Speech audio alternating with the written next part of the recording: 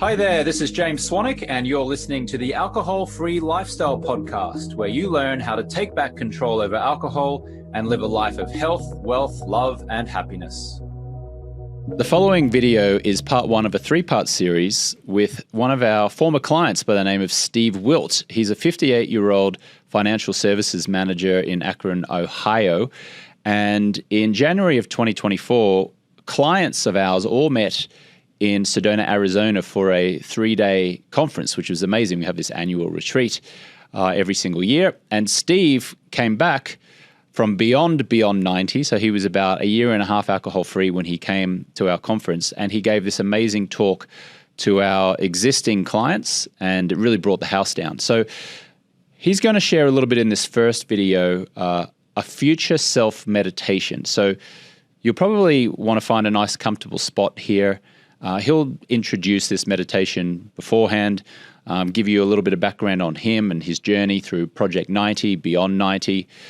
But you'll probably want to find a nice quiet place to go through this incredibly powerful transformation.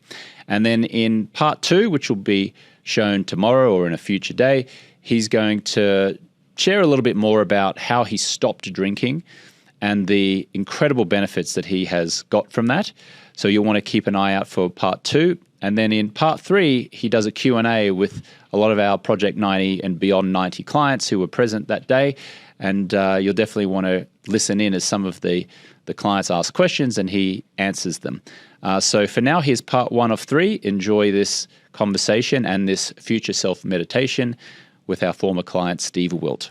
Who here is doing Project 90 at the moment? Who here is in the middle of Project 90 at the moment? Hands up. Amazing. For all those who are beyond Project 90, give these guys a round of applause for being in Project 90. Just give out how many days you are at the moment. How many days? 46. Amazing. 46. Preston? 60. 60. Who else had their hand up there? How many days? 29. 29. Anyone else? Anyone else in the day? Brandy, yeah, Brandy. About 2 weeks. I don't know the Amazing. exact number yet. So good. So who here is in Beyond 90? Who is in Beyond 90 at the moment? Amazing. And so if you're in Beyond 90, you know what is beyond alcohol, right? You guys have got an idea about that. And there are lots of people in the room here right now who are in Project 90 who are probably wondering what happens from day 90 onwards. What is life like beyond alcohol? And so our next speaker today has absolutely experienced that and is actively experiencing that. I'll let him share his story rather than me just sharing his story for him. But Steve Wilt here, who's about to speak, has been a wonderful supporter of alcohol-free lifestyle since he became a client, since he became a graduating client. Our staff, myself, and Victoria, or maybe it's Sarah, I think Sarah, yeah, have spoken at Steve's company, Cap Trust, to about 250 of Cap Trust employees, in part because Steve invited us to do so. And Steve's been on podcasts, and you may have seen a clip of me and Steve speaking on the podcast, maybe on social media, on Instagram. And he's really, in his own words, really transformed his health, really improved his relationship with his family, and has just been an incredible champion of alcohol-free lifestyle. And so I personally thank you for that, Steve. Thank you so much for that. Give Steve a big round of applause. And please welcome Steve to talk about life beyond alcohol. Thanks, James. Thanks, Steve. All right. I'm really excited, one, to be here with all of you and to get to know you. It's so surreal. I met nobody in this room, until I got here yesterday, except for Lauren, actually. But to see all the faces and to get to know you personally has been wonderful, because this is something life-changing that we're doing, right? We're going to get into some good stuff. I'd ask you to put your cell phones away for this session, if you don't mind. Turn them over, put them away, because I need you to be with me as we go through this to get the full impact. All right? So we're going to talk about the gift that we've been given by being alcohol-free. I'm going to touch on the high achievers in the room and what that means pre and post alcohol, what it means to wake up from that fog that we're in all those years. We're going to talk about unlocking the final level and being your best self. Talk a little bit about purpose and how to help others with this gift that we've been given. So I'm going to start, and I would just propose that we've been given one of the greatest gifts of our lives, the opportunity to be alcohol-free. We all had to choose that gift. We all know that nobody takes that gift until they're ready. But we've been given this opportunity at a second chance in life, if you will. And we were saying at our firm that this is not a dress rehearsal. Life is not a dress rehearsal. And here we are with this amazing gift, this, from wherever you want to call it, gift from God, gift from glory, gift from James, Sarah, and Victoria. And we've taken it, and now we have it. So the question is, what do we do with it, right? And for me, I think about the number one thing we have to do is remain alcohol-free. No matter what, if we don't do anything else, beautiful, we're there. But I would also ask, as I look at it, what if we're intentional about becoming our best self? And I believe being intentional is a superpower. Being intentional is one of the things that propels me to whatever success I've had, making a decision, I'm going this way and going that way and being intentional about it. But what if we're really intentional about becoming our best selves?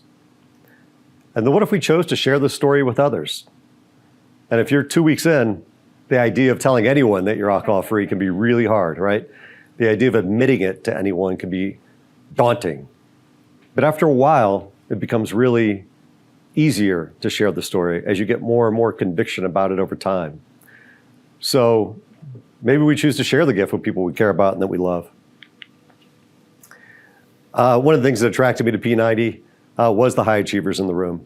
And as I've gotten to know you, as was mentioned by Paul, CEOs, people that run companies, bankers, real estate agents, attorneys that own 2, 3 companies, like there are so many high achievers in this room and in this group. It's just incredible.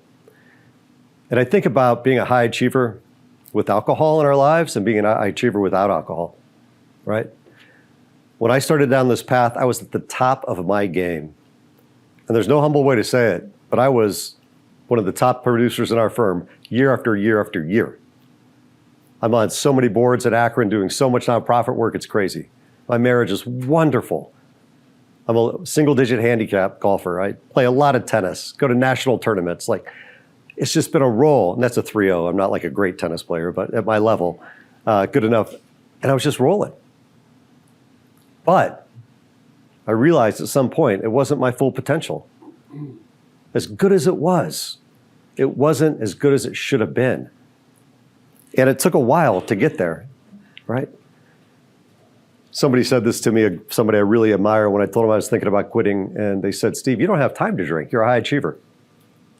How can you accomplish all that you were meant to accomplish? How can you accomplish all that you want to accomplish? How can you accomplish all that you were put on this world to accomplish if you're wasting hours and hours thinking about alcohol, drinking alcohol, being hungover the next day?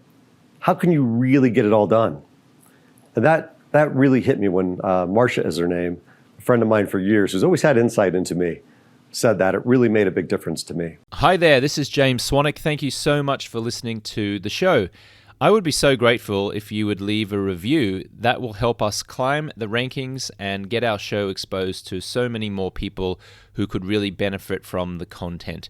You can do that by going into Apple Podcasts, rating the show, writing a little 1-sentence summary, and posting it. That would be so amazing. Thank you. Likewise, if you would like to schedule a 15-minute exploratory call and apply for our Project 90 program, then you can do so by going to alcoholfreelifestyle.com/project90.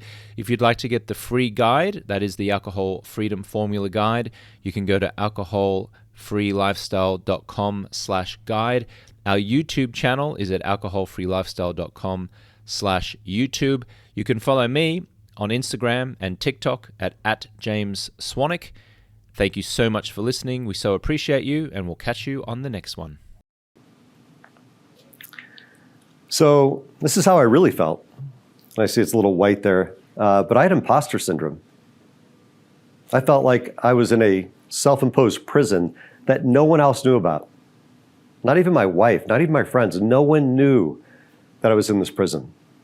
I had this dirty secret that I didn't want anybody to find out about. And secrets are horrible to have, especially from people that you care about.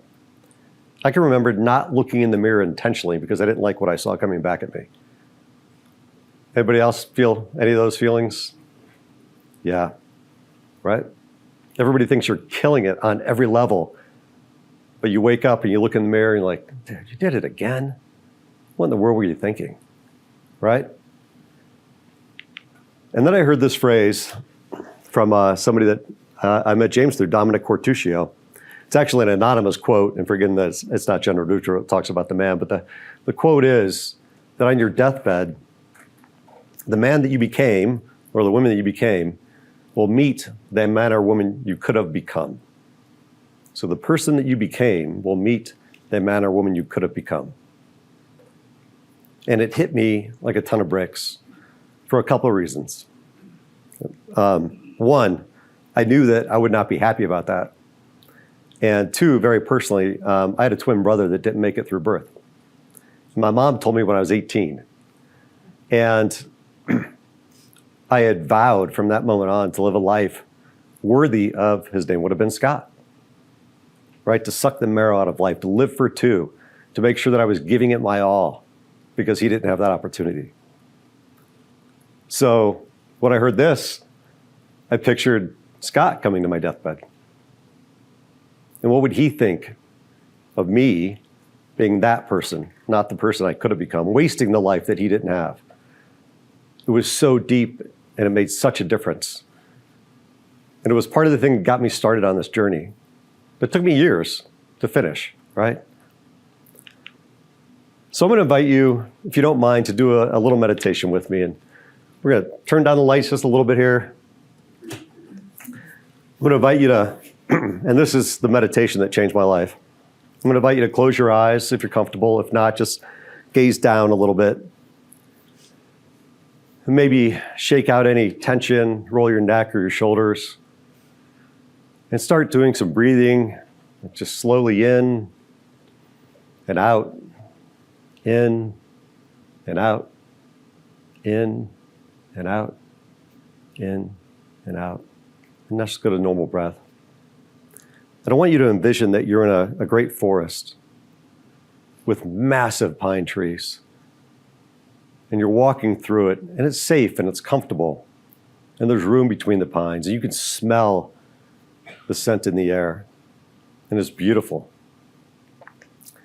And as you're walking, you come to the end of the forest and you see a black floor and black sky, and everything around you, it's like a movie, is this black area.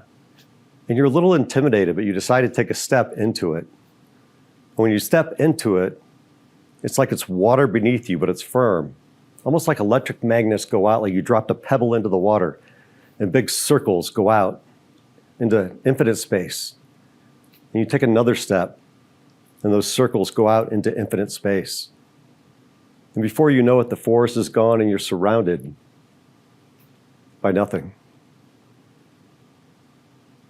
And then, as you're all alone, you feel a presence to your left. And someone approaches you. And the closer they get, the more you realize that it's you. And as this version of you approaches, you realize that it's the you that was drinking. It is you completely hungover. It's you after a bender. And you gaze upon yourself. And the first thing you notice is how red your eyes are, and how bad your skin is, and how messy your hair is because of the sleepless night that you had. And maybe as you view that person, you realize the difference in the body from when you quit drinking to now, the weight loss, the better, all of the differences that you had since that period of time. And that prior version of you is a headache. Their stomach is messed up, and they're exhausted, and they might even smell. And as you look upon that person, that version of you starts to say something. And that version of you says to you, please, please, Never do this to us again. Never. And you commit right there to that version of you that you will not do that to you, to your body, or to your soul ever again. And that version slowly walks away. And you take solace in the decision that you've made. You feel good about who you are today. You have self-love emanating throughout your body because you've made one of the biggest single choices of your life. And then on the right side, you sense another person coming. And as that person gets closer, you realize that it's the future version of you. This version is maybe a little brighter, maybe in a little better shape, maybe clearer skin, maybe just more comfortable or confident or soulfully strong. And as you gaze upon that future version of yourself, your best version, your great man or great woman, the person you were put on this earth to become, and you think, what do I have to do to become that person? What's left? What's next? Is there another addiction? Is there a step I need to take? Is it better nutrition? Is it more workouts? Is it repairing a relationship? And that version of you puts one hand on your left shoulder and one hand on your right shoulder and says two things. The first thing they say is, I'm proud of you. Thank you. And then they say, to become me, the next step you need to take is, and you fill in the blank. The next step you need to take is. And that version of you hugs you and walks off slowly. So I'm going to ask you to slowly come back to the room. Don't open your eyes yet. Maybe wiggles your fingers and toes. Roll out your neck again. And then slowly open your eyes. So I'm going to ask for any reflections that you have. These lights don't get you too much. When I went through that meditation with Dominic,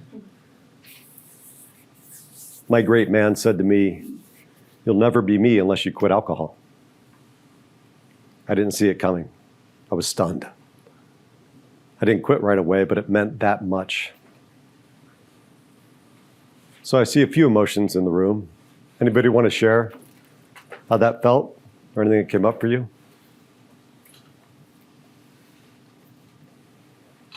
Please. Yesterday, I saw a psychic, and she said, something's been strangling you, and you're free of it, and it's behind you. Wow. And she didn't know what that was, but right. I feel freedom. Wonderful. That's beautiful. I hate that left side of me. I don't miss her at all. And it's really great to be on the right side. Beautiful. Anyone else? Please. I saw my old self, but I also saw so many of my friends Mm. in line. Yeah, I just want to help them. we're going to talk about that. Thanks for sharing. Any last reflections? Please, Sheila. I saw myself hugging my past person who was drinking, saying, I got you, it's okay. And then it was surprising to me, the future me was giving me a hug, saying, I got you, I got you, it's going to be okay. Yeah. Beautiful. Paul? Yeah. Small thing, just was like, so see myself, that was the first self. We went to dinner with some people that hadn't seen us in 6 months and were very supportive of us. And the first thing they said was, wow, you look so different, both of you. Right. Your face, your complexion, your eyes. So it reminded me of a little bit of that right side. Yeah. Yeah. When somebody says that to you, it feels pretty good, doesn't it? Yeah. We're all having those experiences, or we will as we go. Thanks for listening to the Alcohol Free Lifestyle podcast. I want to load you up with some free stuff right now. So if you want to go to jamesswanwick.com/guide, I will send you my Quit Alcohol Guide, which has helped six-figure entrepreneurs and top professionals reduce or quit drinking. You can also text the word QUIT GUIDE to the number 44222 if you're in the US, of course. It doesn't really work anywhere outside of the US. But if you're in the US on your mobile phone and you'd like that guide, text the word quit guide to the number 44222, or you can go to jamesswanwick.com/guide. If you'd like to schedule a free 15-minute call with one of my top coaches, just an exploratory call to see if or how we can help you, then you can go to jamesswanwick.com/schedule, or you can text the word Project 90 to the number 44222 if you're listening in the US on a mobile phone. That's jamesswanwick.com/schedule, or you can text the word Project 90, that's one word, Project 90, to the number 44222. Feel free to send me a direct message over on my Instagram account, which is @JamesSwanwick. You can also watch video episodes of this podcast and a series of other educational videos on my YouTube channel, which is James Swanwick 1, or you can direct message me on Facebook @James Swanwick Official. And finally, a request. Would you please now write a short review of the podcast inside of the Apple Podcast app on your phone or on iTunes on your desktop computer? Would you please give the show 5 stars and write a quick 1 or 2 sentence review? This will help the show get in front of even more listeners, potentially transforming someone's life. You can rate and review the show inside of your Apple Podcast app on your phone or over on iTunes on your desktop. Thank you so much, and I'll catch you next time.